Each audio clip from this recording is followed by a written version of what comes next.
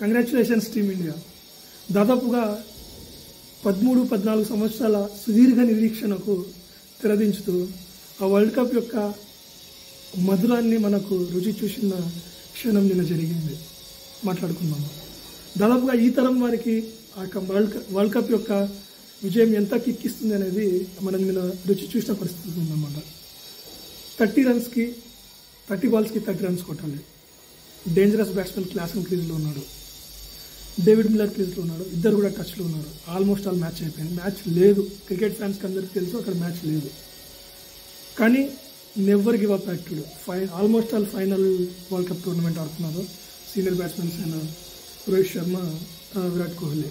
మళ్ళీ ఈసారి కూడా మనం చోకర్స్గా మిగిలిపోతున్నాం అనే ఒక ఫీలింగ్ అనేది మన కళ్ళ ముందు తచ్చట్లవుతుంది. కానీ నెవర్ గివ్ అప్ యాక్టివ్ అనమాట. స్టూడెంట్స్ ఎవరైనా చూస్తున్నట్లయితే దీంట్లోంచి నేర్చుకోవాల్సిన విషయాలు కూడా చెప్తాను. ఇక్కడ చూడండి, అదేంటంటే 30 బాల్స్కి 30 రన్స్ కొట్టాలి. అంతకు ముందు ఓవర్లోనే అక్షర్ పటేల్ ఓవర్లో ఆల్మోస్ట్ ఆల్ 24 రన్స్ కొట్టారు సింగిల్ ఓవర్లో, 14th ఓవర్లో. So that equation 30 balls 30 runs అయిపోయింది.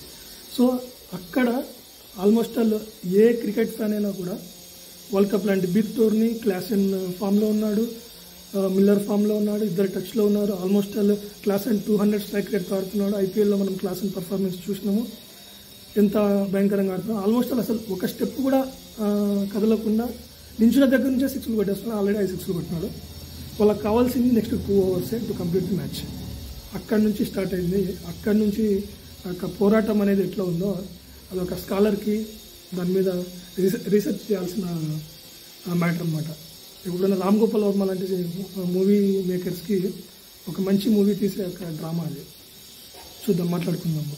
నెక్స్ట్ హార్దిక్ పాండ్యా యొక్క ఫస్ట్ బాల్ వేశాడు, wicket, Klaasen wicket, dangerous Klaasen out, crazy. అక్కడ నుంచి మ్యాచ్ మనకు హోల్డ్ ఆన్ అయింది.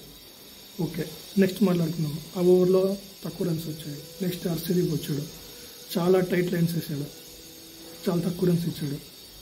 నెక్స్ట్ బుమ్రా వచ్చాడు. అసలు ఈ over match turning over. Bumrah అనే ఒక ప్లేయర్ మనం ఎంత మాట్లాడుకున్నా చాలా తక్కువ అనమాట. ఒక గుడ్ లెంత్ బాల్స్లో లోపలికి ఇన్స్వింగ్ వేస్తూ వచ్చిన బాల్ బెల్స్ని గిరాట్ వేసింది.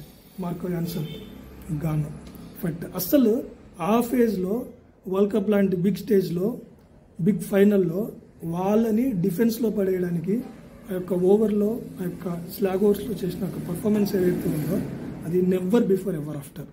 అసలు దాని గురించి ఎంత మాట్లాడుకున్నా తక్కువే. ప్రతి ఒక్క క్రికెట్ ఫ్యాన్కి అది ఒక గోల్డెన్ మూమెంట్స్ లాగా మార్కో యాన్సన్ గాను. తర్వాత ఈ spinner Keshav Maharaj tight balls వేశారు. ఎవరు? Harshdeep. Next over 19th over చాలా తక్కువ రన్స్ ఇచ్చారు. ఇక ఫైనల్ ఓవర్ 6 బాల్స్కి 16 రన్స్ కొట్టాలి. First ball Hardik Pandya bowling, Miller batting. ఇక్కడ నుంచి కూడా ఏమైనా జరగవచ్చు. ఫస్ట్ బాల్ ఫుల్ టాస్ వేసాడు. లాంగ్ ఆన్లో ఆల్మోస్ట్ ఆల్ 6 లైన్ మీద రన్ చేస్తూ, రోప్ మీద రన్ చేస్తూ పట్టిన సూర్యకుమార్ యాదవ్ పట్టిన క్యాచ్ అనేది అట్లే ప్రింట్ అయిపోయి ఉంటుంది అనమాట బ్రెయిన్లో క్రికెట్ ఫ్యాన్స్ అందరికీ.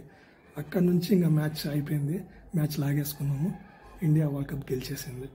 Super match.